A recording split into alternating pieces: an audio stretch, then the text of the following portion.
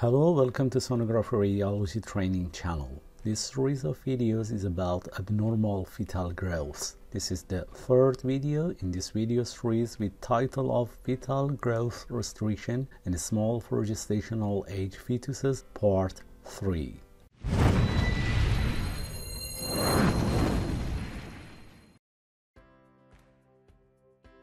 In video part 1, the important prerequisites for diagnosis FGR and SGA fetuses were explained. In video part 2, tools which are required for diagnosis, surveillance, and management of fetal growth restriction were explained also. The outline of this video includes definition of early onset and late onset FGR, a few points about Doppler velocimetry, early onset fetal growth restriction, a few recommendations about monitoring and management of early onset FGR, late onset fetal growth restriction, and another one, recommendation about monitoring and management, small-for-gestational age fetuses, and also recommendation in monitoring, and final teaching points. At first, definition of early onset and late onset FGR.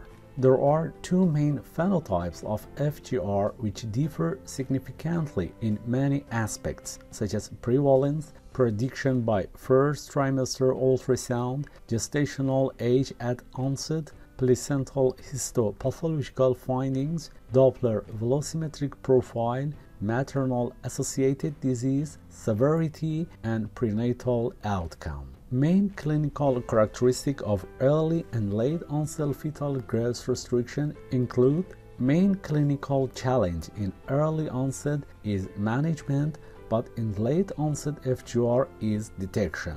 The prevalence of early onset is about 30% and in late onset about 70%. Gestational age at manifestation in early onset is less than 32 weeks and late onset is equals or more than 32 weeks.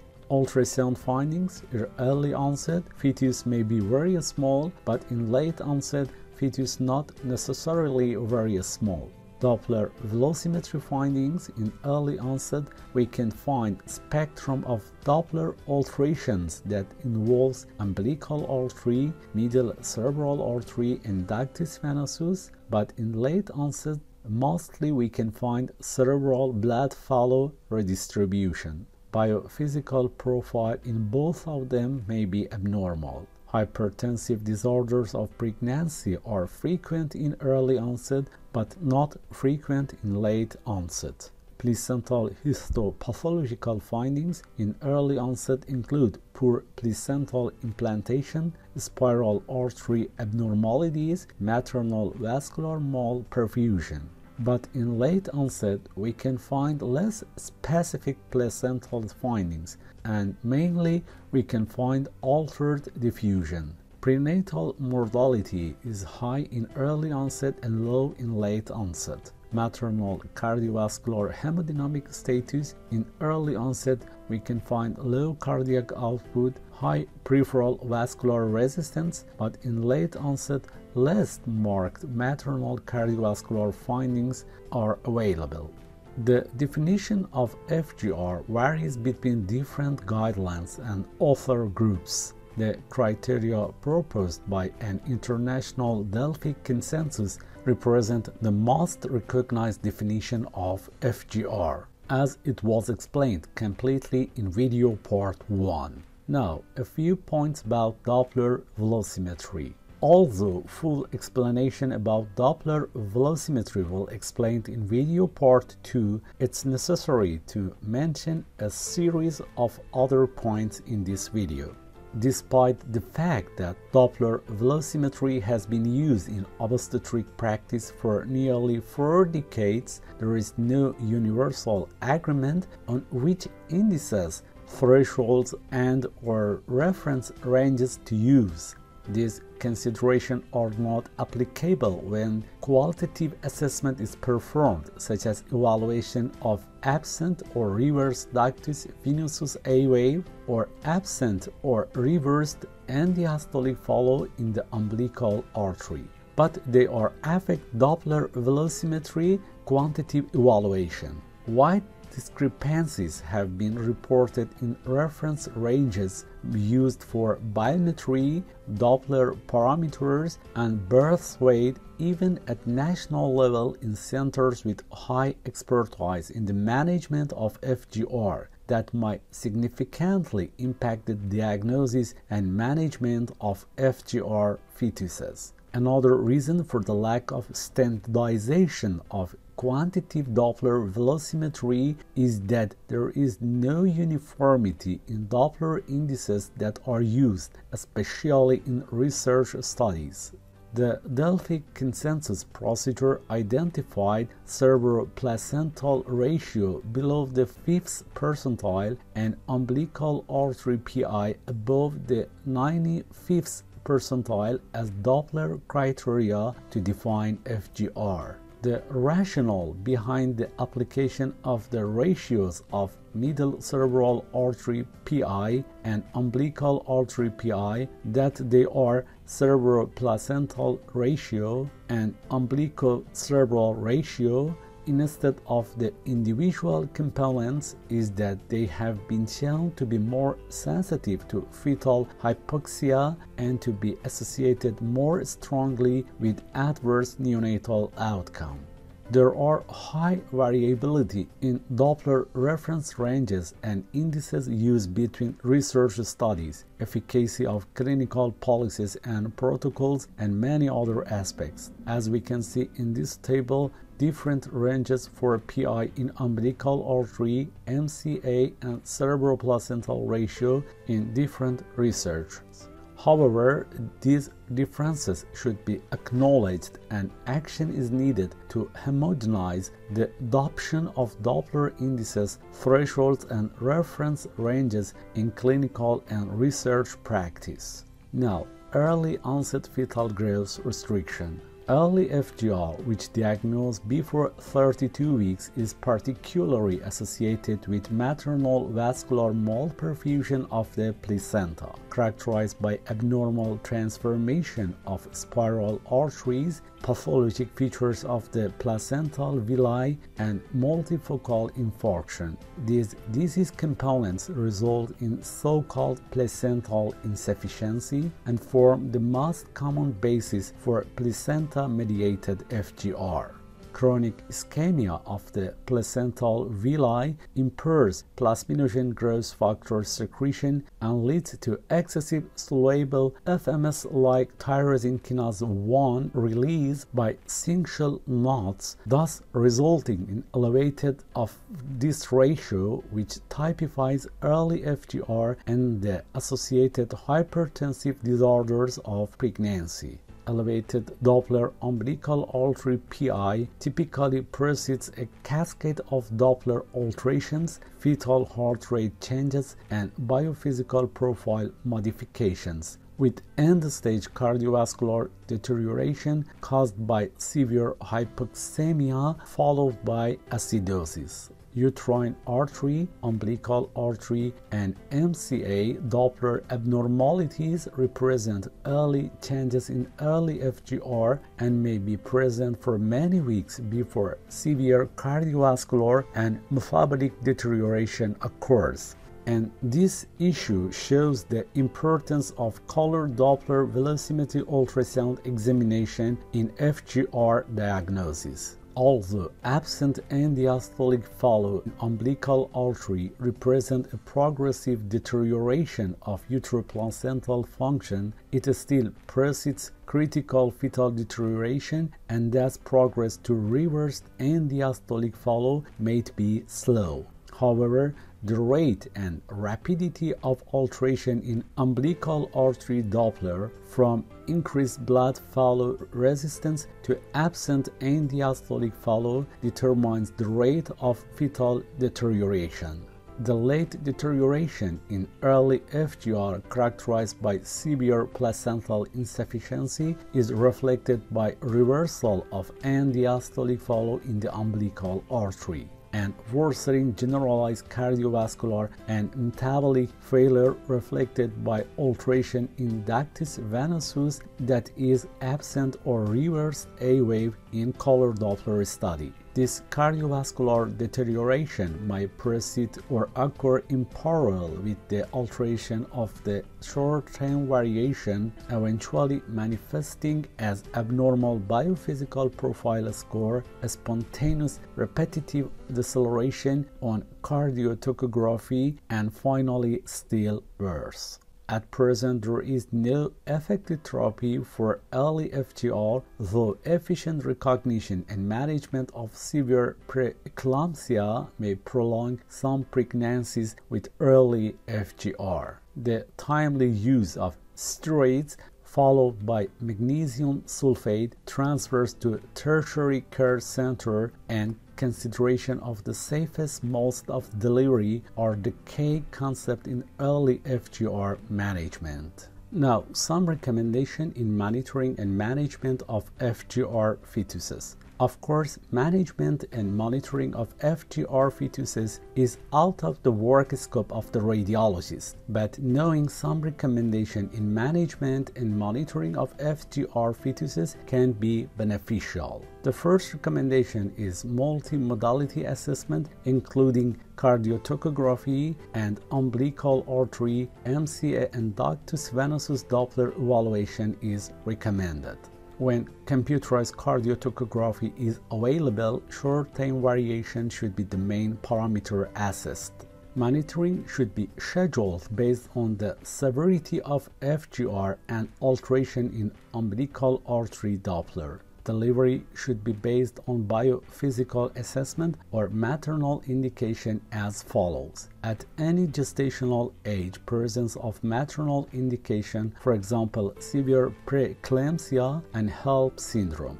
Between 24 and 25 weeks of gestation, personalized management according to obstetrics judgment is required. After 26 weeks of gestation, deliver if any of the following is present: spontaneous, repeated, persistent, unprovoked fetal heart rate decelerations, altered biophysical profile, bit score equals or less than 4, between 26 and 28 weeks gestation, deliver if ductus venosus A wave is at or below baseline or short-term variation less than 2.6 milliseconds. Between 29 to 31 weeks gestation, deliver if ductus venosus A wave is at or below baseline or short-term variation is less than 3 milliseconds. Corticosteroid prophylaxis is recommended if delivery is planned before 34 weeks of gestation. Elective cesarean delivery is recommended if one or more of the following is present: abnormal cardiotocography, short-term variation, ductus venosus Doppler alteration, absent or reverse umbilical artery and diastolic follow, altered biophysical profile, and maternal indication. Now, late-onset fetal growth restriction. The pathophysiology of late FGR differs from that of early FGR. Late FGR is characterized by milder and more aspecific placental lesions and or alteration in oxygen and nutrient diffusion. Consequently, alterations in umbilical artery Doppler and venous districts are rare and fail to identify the vast majority of late FGR cases or to predict adverse outcome in these fetuses. Several studies have found an association between MCA vasodilatation, that is reduction in MCA-PI, or the alteration of its ratio with umbilical artery PI, and also poorer prenatal outcome,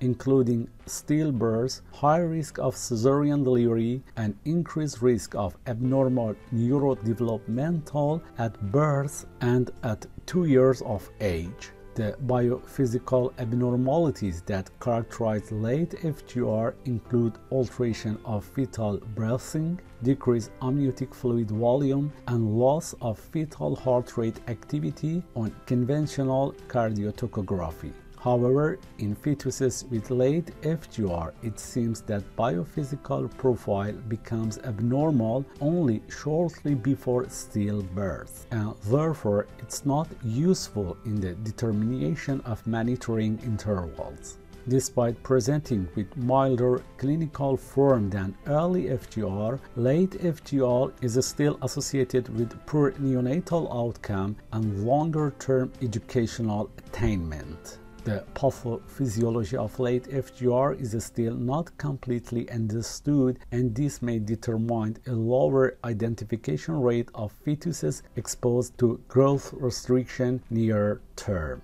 Moreover, fetuses near term seem to have reduced tolerance to hypoxemia, possibly because of their relatively high metabolic rate compared with fetuses at an earlier gestation. The frequent monitoring of pregnancies with late FGR is warranted in the same way as for those with early FGR. Now, another one, a few recommendations in monitoring of late FGR. At present, MCA-PI and its ratios to umbilical artery are the most important Doppler parameters in the surveillance of late FGR. In the presence of umbilical artery PI more than 95th percentile, monitoring at least once or 2 weeks a week is indicated. A large retrospective study showed that in FGR pregnancies after 34 weeks of gestation, the median interval between low MCA-PI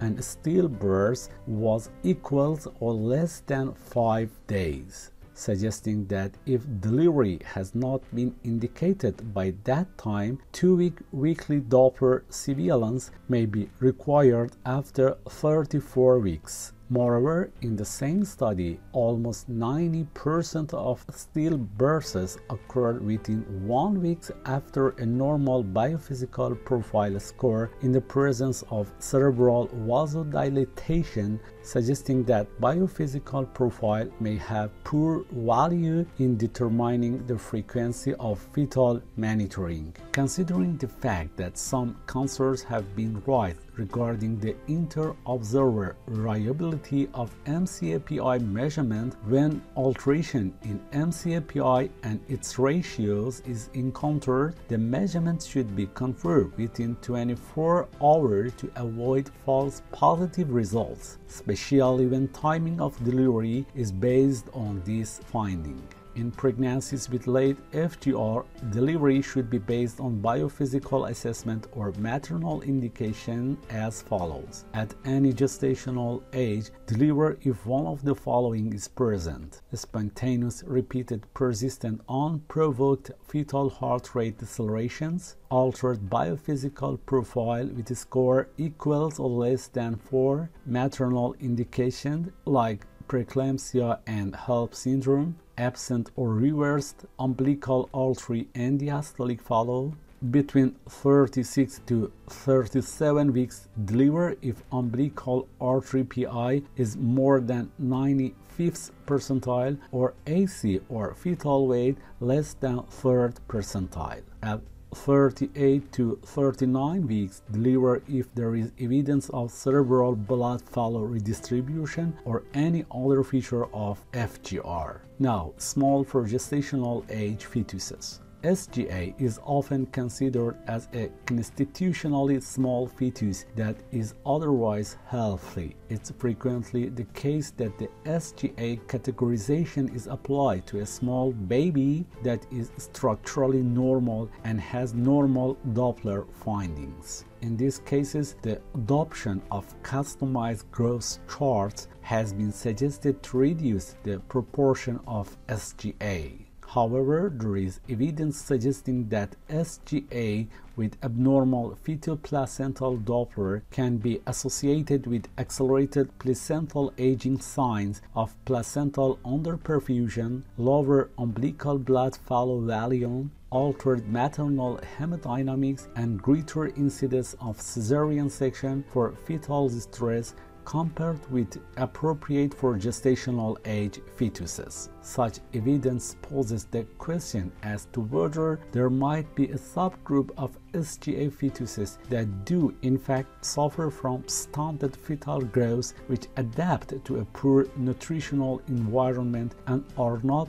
identified by standard biophysical diagnostic tools, which were explained completely in video part 2. Further research is needed to better understand this hypothesis. A few recommendations in management of SGA fetuses at the diagnosis of SGA fetal Doppler indices, including umbilical artery PI, MCA PI, and their ratios, and uterine artery Doppler should be evaluated. In the case of late SGA, means after 32 weeks, once uterine artery Doppler has assessed at diagnosis, there is no need for uterine artery Doppler to be re-evaluated at each visit, as usually it remains unchanged from diagnosis of SGA to delivery. Fortnightly assessment of fetal growth is recommended. Late SGA fetuses with abnormal uterine artery PI at diagnosis compared to those without this finding are more likely to progress to brain sparing. In other words, cross over to FGR fetus, and this usually occurs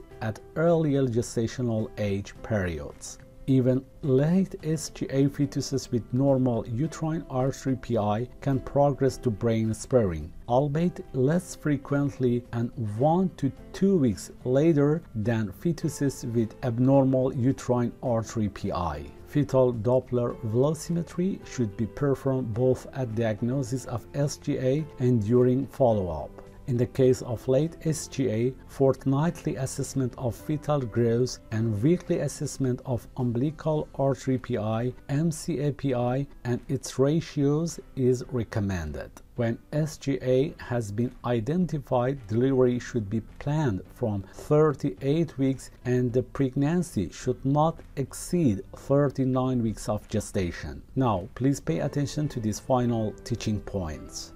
Knowledge of the clinical manifestation and progress of early onset and late onset FGR is of crucial importance for all aspects of management from diagnosis to delivery.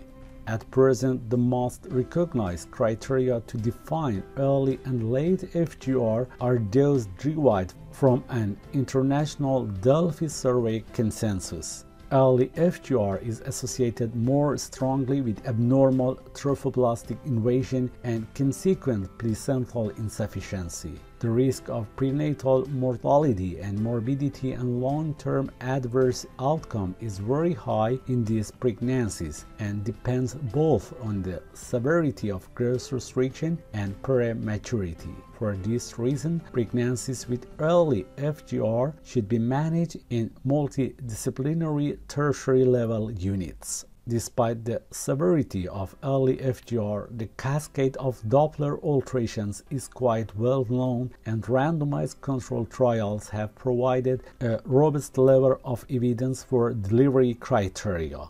Late FGR has a milder clinical presentation than does early FGR, and hence it's not associated with severe prematurity but can still be associated with significant morbidity. Despite that, at present, the diagnosis and management of late FGR, especially near term, is complex. The assessment of MCA PI and its ratios to umbilical artery PI have a central role in the identification of late FGR. However, there is no clear evidence as to whether the decision to deliver based on Doppler evaluation of cerebral blood flow redistribution might be beneficial in terms of short and long-term neurodevelopmental outcome, and which is the optimal gestational age at which to deliver these pregnancies. In conclusion, the diagnosis and management of FGR pregnancies still pose some concerns and dilemmas.